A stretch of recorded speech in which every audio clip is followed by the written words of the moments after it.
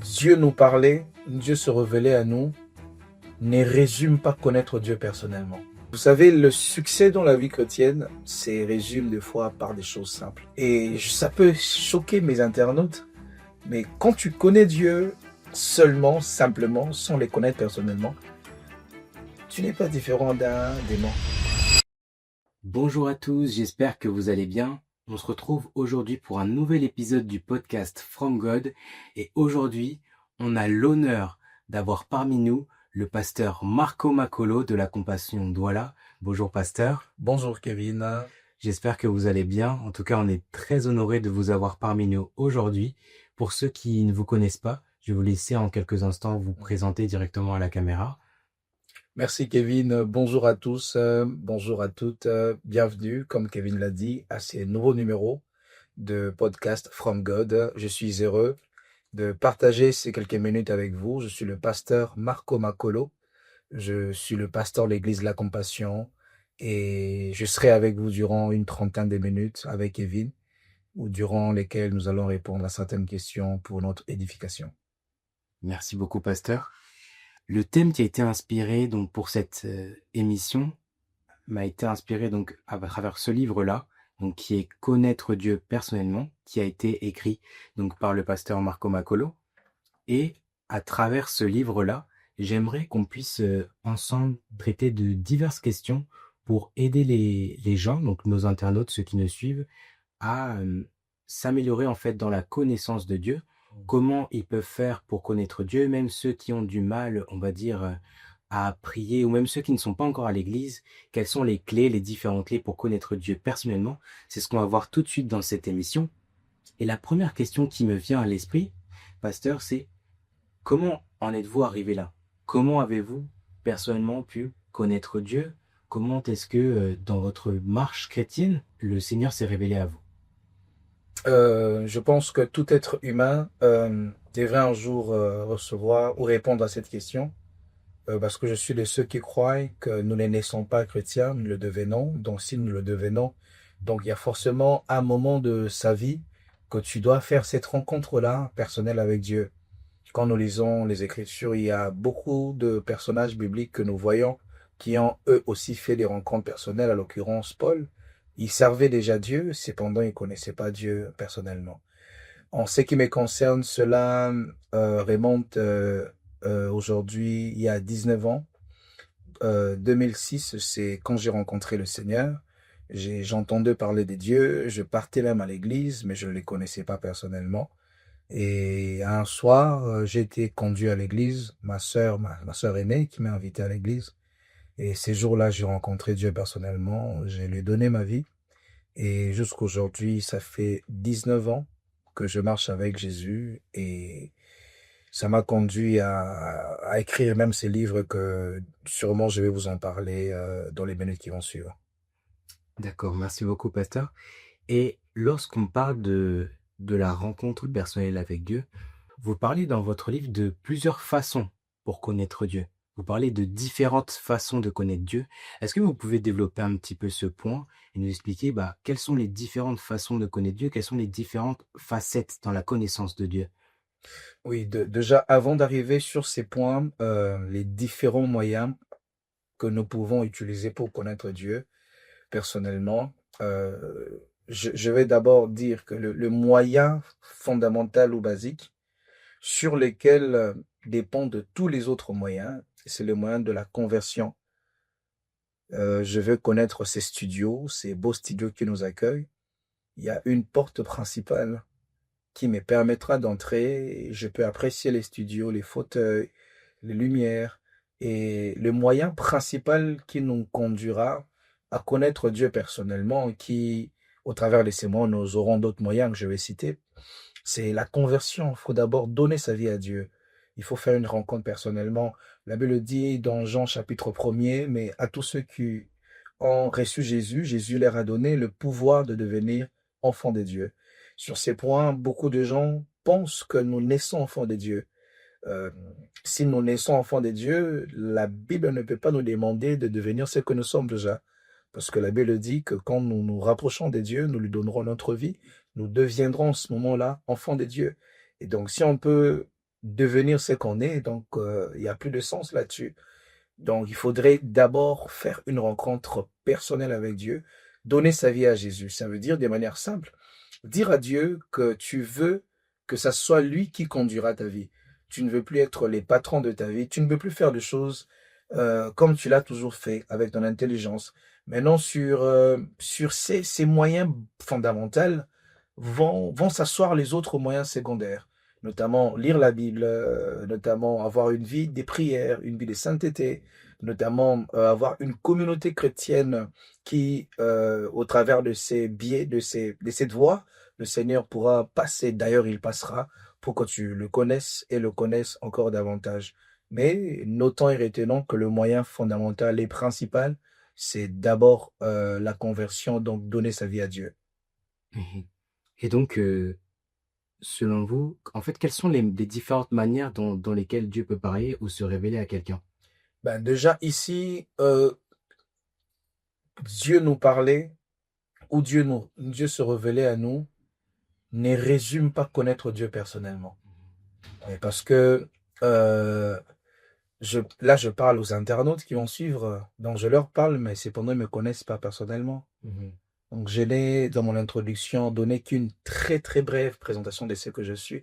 Mhm. Donc, tout ce qu'ils connaissent de moi, c'est tout ce que je leur montre sur Internet. Mais ils savent pas ce que j'ai mangé avant de fêter cette émission. Ils savent pas où j'irai après cette émission. Ils savent pas, je suis même dans quel pays en ce moment. Bon, ils peuvent peut-être deviner que je suis en France, mais après, je suis dans quelle ville précisément. Mhm. Donc, ils connaissent pas personnellement qui je suis. Cependant, je suis en train de leur parler.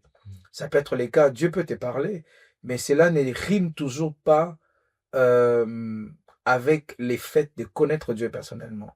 Vraiment là, il faut faire très attention, cher ami, parce que tu peux tomber dans ces pièges de croire, puisque j'entends Dieu, puisque je reçois des prophéties, puisque par les songes, par des visions, par des rêves, Dieu me parle, et ben ça veut dire que je connais Dieu. C'est une illusion.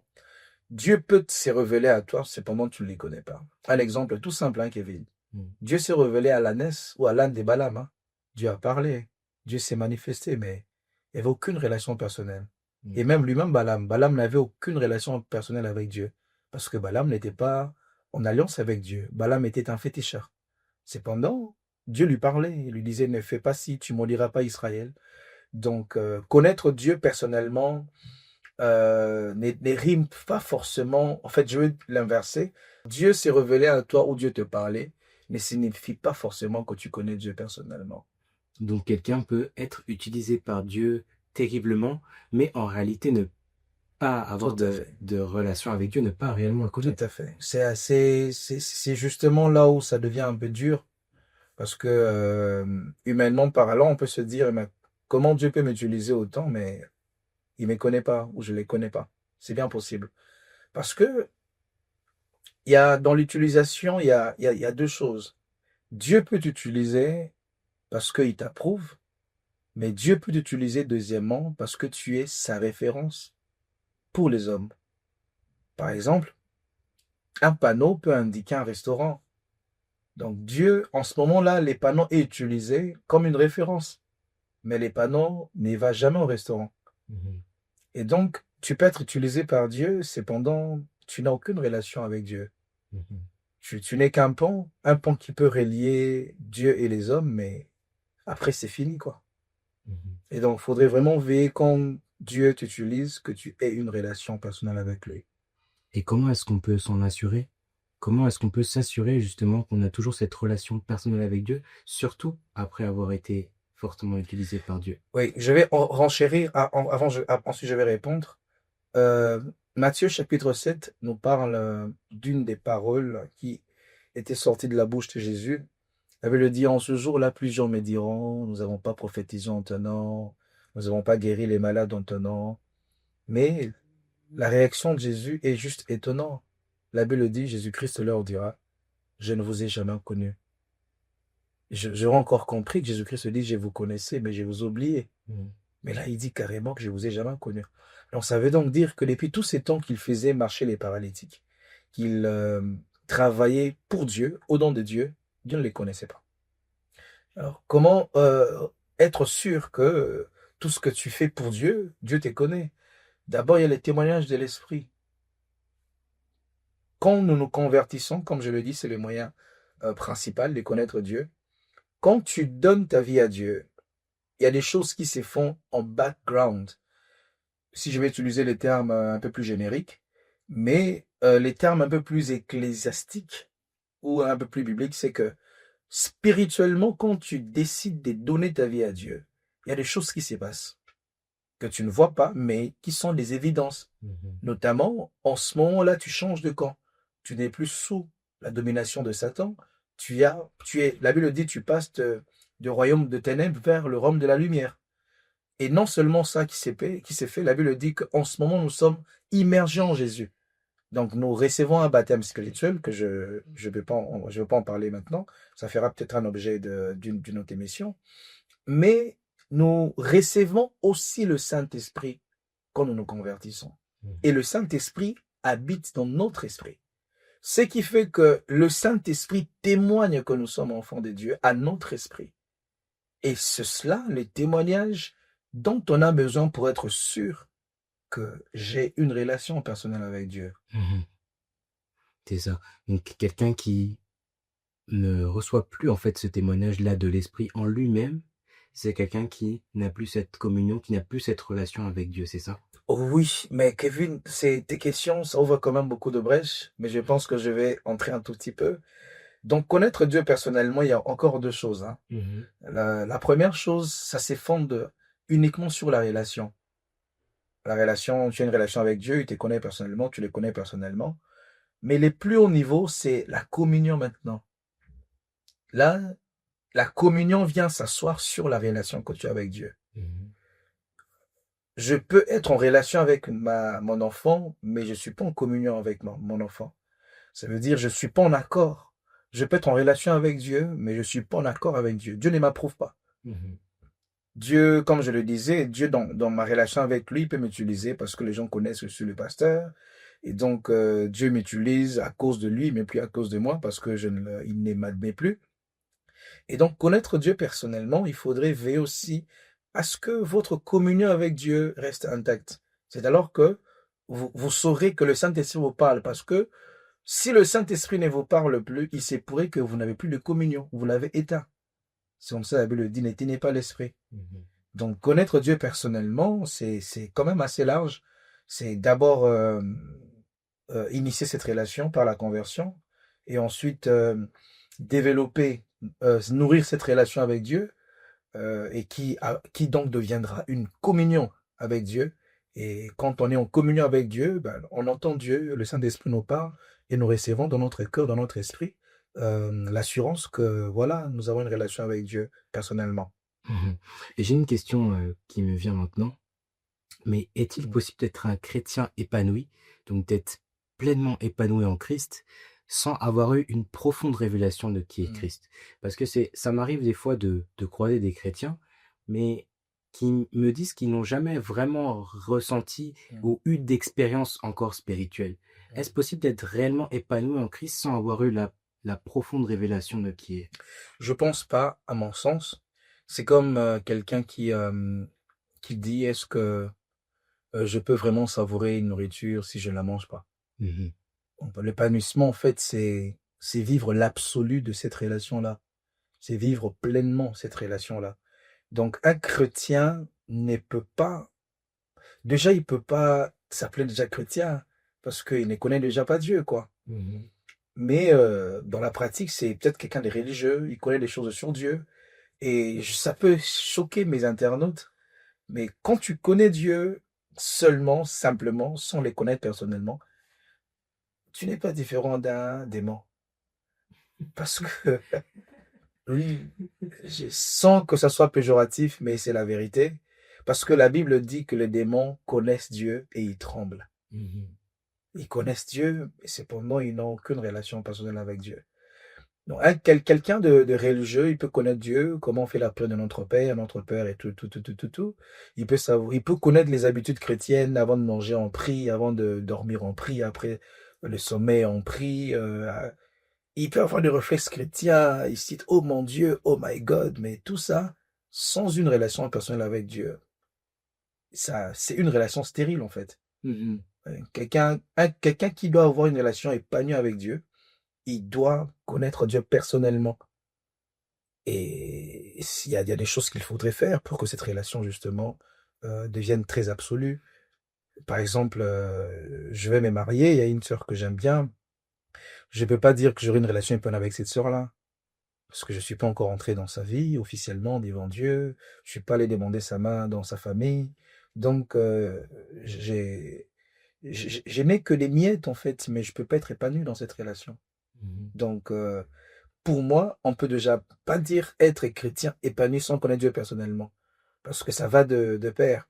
Donc, pour être chrétien épanoui, il faut absolument connaître Dieu personnellement. Mhm. Merci beaucoup pour votre réponse, pasteur. Et est-ce que vous avez des conseils pratiques pour justement entretenir cette relation avec Dieu, pour entretenir cette bonne relation avec Dieu, Mm. cette relation personnelle? Oui. Alors, je vais vous dire ce que moi-même j'ai fait durant ces 19 dernières années. Vous savez, le succès dans la vie chrétienne, c'est résume des fois par des choses simples. Par des choses simples, notamment tous les jours tu l'as prié. Et quand je parle de prière ici, je ne parle pas de prier 10 heures, 5 heures. Le Seigneur nous réclame avant tout la qualité avant la quantité. Et avec ma petite expérience, quand quelque chose est qualitatif, facilement elle peut devenir quantitative. Il vous est arrivé de manger une nourriture que vous aimez, mais en petite quantité, et rapidement on peut en commander un autre plat, un troisième, un quatrième, parce que généralement la qualité attire la quantité. Donc la première chose pour développer une relation profonde avec Dieu, pour les connaître personnellement, c'est établir un programme de prière. Je ne dis pas que tu dois prier, mais tu dois avoir une vie de prière. C'est totalement différent. Si je dis que je dois prier, je peux prier parce que j'ai une interview à passer. Je prie, Seigneur, ta faveur, ta grâce. Mais ça ne veut pas dire que j'ai une vie de prière. Une vie de prière, c'est une routine de prière. Où les démons savent, ta famille sait, les anges savent, qu'il y a dans ton calendrier journalier, il y a un temps que tu consacres à Dieu. Soit dit en passant, je connais quelqu'un qui, à 12 heures, chaque 12 heures, va prier. J'étais au Maroc tout récemment, on était à table avec la personne, et à 12 heures, elle demande qu'on l'excuse, elle se lève, elle va prier. Donc à 12 heures, dans À, tous les cas, là, c'est prière. à 12 heures, elle doit prier. Ok. Donc là, en ce moment, la prière ne devient pas une occasion, mais c'est un programme. Autant tu programmes aller au travail, autant tu as un agenda bien réglé. Il faudrait que, même si c'est 10 minutes tout le jour, c'est pas un problème. Mais commence avec Dieu. Et comme je le dis, la qualité attirera toujours la quantité. Il faudrait ajouter à cela une vie de lecture de la Bible. Et ça, je donne les conseils aux chrétiens, de lire la Bible le matin. Mhm. Pourquoi le matin? C'est pas fétiche, il n'y a pas de secret spirituel, hein. Donc, il n'y a pas une onction spéciale qui vient chaque matin. Je le dis seulement par expérience parce que les matins, on est tout frais. On a toute notre énergie, la tête n'a pas encore commencé à chauffer. Mhm. Et donc, ce serait plus agréable de lire la Bible le matin parce que tu es frais. Et aussi, si tu te dis tu vas la lire durant la journée ou le soir, rien ne nous rassure parce que tu peux avoir une journée hyper chargée et tu rentres à la maison, tu es épuisé et tu risques de lire la Bible, tu t'endors. Il y a toujours des programmes en plus qui viennent en fin de journée, le soir. Tout à fait. Et quand ton cerveau est déjà chauffé, tu ne pourras pas bien lire la Bible. Et en troisième lieu, il faudrait avoir une vie de communion fraternelle, où tu partages ta vie chrétienne avec d'autres vrais enfants de Dieu, d'autres vrais frères, d'autres vraies sœurs, qui ont les mêmes convictions écrites dans la parole de Dieu que toi. Pas les chrétiens qui sont tolérants, qui sont permissifs, des vrais enfants de Dieu, parce que la Bible dit le faire aiguise le faire. Ils vont te challenger, ta vie chrétienne va les challenger, et ensemble, vous allez monter. Donc, pour cela, il est important que tu aies une communauté chrétienne. Et là, je vous invite à lire une vidéo que j'ai parlé de comment trouver une communauté chrétienne. Donc, sur Marco Macolo TV, sur YouTube, vous trouverez la vidéo. Et en dernier lieu, il y en a pléthore, mais je vais dire ces deux dernières choses. Il faut t'efforcer à être versé dans les enseignements. Ça veut dire écouter les enseignements comme celui-ci. J'ai conseillé aux chrétiens de se plonger dans les enseignements qui bâtissent leur foi.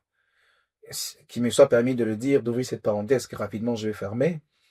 La différence entre une prédication et un enseignement, c'est que l'enseignement nous cultive et la prédication nous motive.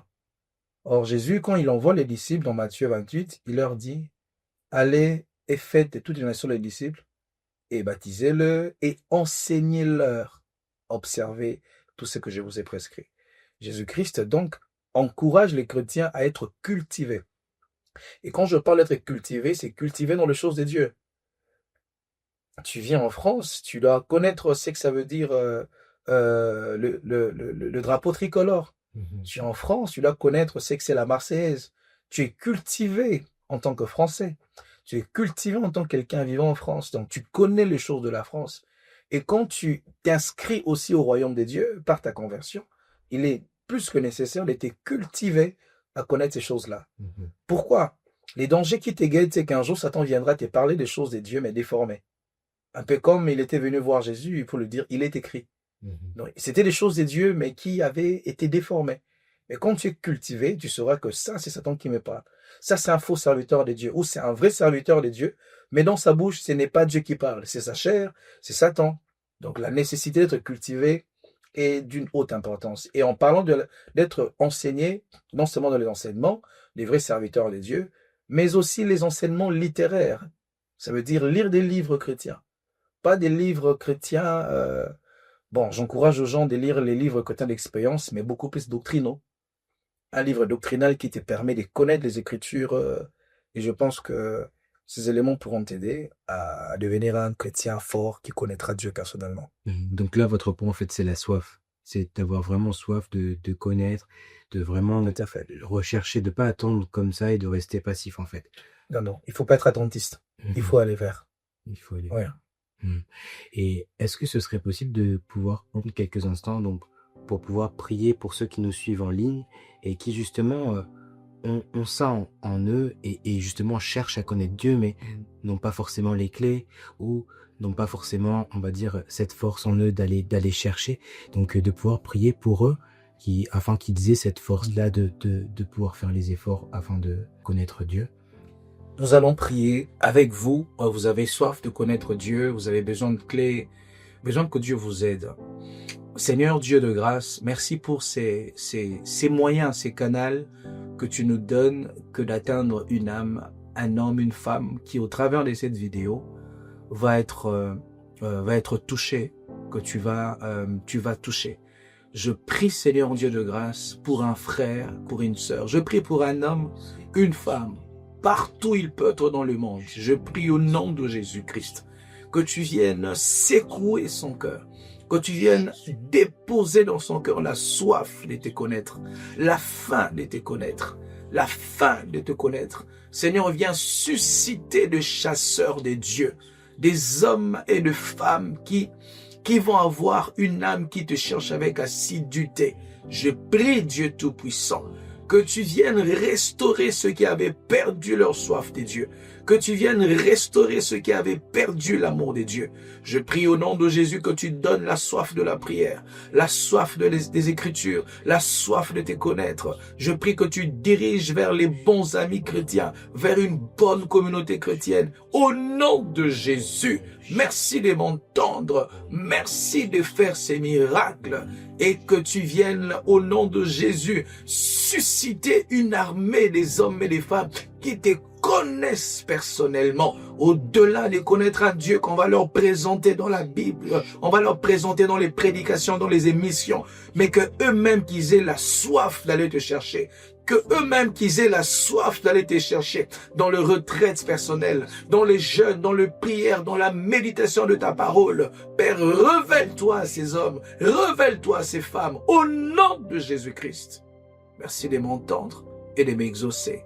En ton nom, j'ai ainsi prié, j'ai reçu. Amen. Amen. Amen. Et ce serait possible de prendre quelques instants pour toutes ces personnes qui, après cette vidéo, ont été touchées et ont à cœur de, comme vous l'avez dit dans votre premier point, de faire leur rencontre avec Jésus, de donner leur vie à Jésus. Est-ce qu'on pourrait prier pendant quelques instants pour ces personnes? Alors, ce sera la plus belle chose, le plus beau cadeau que vous pouvez recevoir sur cette terre. Ce serait de retourner vers le Créateur.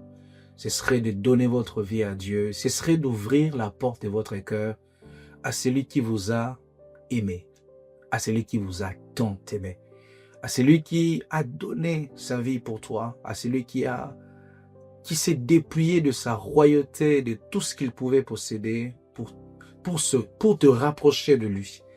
Et la réponse à ce sacrifice de Jésus-Christ, c'est que toi, tu lui ouvres les cœurs, que tu l'acceptes dans ta vie comme ton Seigneur et ton Sauveur personnel. Et c'est pour moi un privilège de te conduire aujourd'hui à Dieu. Et si tu y mets ta foi, un miracle va s'opérer. Les miracles de la nouvelle naissance. Tu seras un autre homme. Là où la discipline, là où la police, là où l'armée, là où la dureté des gens, là où la méchanceté des hommes n'ont pas pu t'échanger. L'amour de Dieu va t'échanger. Quel que soit ton état, quels que soient tes péchés, quel que soit ton passé, quel que soit ton passé lourd, ton passé chargé. La Bible dit, vous tous qui êtes fatigués, chargés, venez à moi, je vous donnerai du repos. Les médecins et médecins pour les malades. Et si tu es malade, les gens t'ont rejeté, tu es plongé dans l'impudicité, dans la drogue, dans la masturbation, tu es plongé dans la dépravation des mœurs, tu es plongé tu es dans la dépression. Le Seigneur Jésus, il est le réparateur de brèches. À une seule condition, que tu le remettes tous les morceaux. Il va te recoller, il va te reconstituer, il va te reconstruire et tu redeviendras une nouvelle personne. Tu vas prier avec moi, Seigneur Jésus. J'ai entendu ta parole et ton amour a frappé dans mon cœur. Aujourd'hui, je veux répondre à cet amour en t'acceptant dans ma vie, en t'ouvrant les cœurs et en te reconnaissant comme mon Seigneur et mon Sauveur personnel. Entre dans ma vie, dirige ma vie, conduis mes pas, prends les gouvernails de mon bateau, deviens le capitaine de ma vie. Inscris mon nom dans le livre de vie. Au nom de Jésus-Christ, donne-moi le Saint-Esprit. Donne-moi le Saint-Esprit. Remplis-moi du Saint-Esprit. Donne-moi l'assurance du salut. Je déclare que je suis sauvé. Je déclare que je suis justifié. Au nom de Jésus-Christ. Amen. Amen. Tu viens de devenir enfant de Dieu. Kevin, tu sais ce qui est intéressant, c'est qu'il faut des années et des années pour devenir gestionnaire de ceci, banquier, médecin. Mais il faut seulement quelques secondes pour devenir enfant de Dieu. Amen. Et là, tu as reçu un diplôme. Tu es devenu enfant de Dieu. Il y a la fête au ciel en ce moment. Les anges sont contents. Et tu dois persévérer dans cette marche. Et le Seigneur va te couronner au dernier des jours. Amen. Pour tous ceux qui ont fait cette prière avec nous, vous pouvez envoyer un message aux coordonnées qui s'affichent juste en bas ou aller dans la description, vous pourrez cliquer sur un lien et on sera ravis de pouvoir parler avec vous, de pouvoir vous diriger vers une église locale et de pouvoir vous aider à grandir et à connaître Dieu personnellement. Pasteur Marco, merci beaucoup pour votre présence, merci beaucoup d'être venu. On le rappelle pour tout le monde, donc le livre Connaître Dieu personnellement du pasteur Marco Makolo est disponible sur Amazon, c'est ça? Oui. Sur Amazon, donc vous pouvez vous le procurer sur Amazon. Et moi-même, je ne l'ai pas fini, mais je suis en train de le lire et je peux vous dire que vous serez bénis. Merci beaucoup pour votre venue, pasteur. Et je vous laisse le mot de la fin pour pouvoir clôturer cette merveilleuse émission. Vraiment. En tout cas, merci Kevin de nous avoir reçus dans ton chaleureux plateau. Et quand je suis entré dans ton plateau, je me suis dit, les grandes entreprises, on entend les histoires, ils ont commencé dans des garages, dans des usines, etc. Et quand je suis entré dans ton plateau, que je dis pas ce que c'est aux internautes, mais j'ai eu comme ces sentiments que ça peut devenir entre les mains de Dieu quelque chose de grand, une machine qui engendre les âmes, qui transforme de vie. Amen. Lorsqu'on a mis entre les mains de Jésus les pains et les poissons, ça s'est transformé en poissonnerie et en boulangerie. Parce qu'une chose qui est entre les mains de Dieu, quel que soit son état, remettez ça seulement entre les mains de Dieu. et ça sera fructifié. Donc, merci Kevin pour cette opportunité que tu nous donnes afin de propager l'évangile de Dieu. Et nous vous remercions à vous, vous avez disposé de votre temps, vraiment méditez sur ces moments où nous avons eu à échanger avec vous. Et comme Kevin l'a dit, il y a des coordonnées qui vont s'afficher. On sera heureux de prendre soin de vous, de vous orienter afin que votre foi ne vienne pas à défaillir. Que Dieu vous bénisse abondamment. Que Dieu vous bénisse. Merci, au revoir. Au revoir.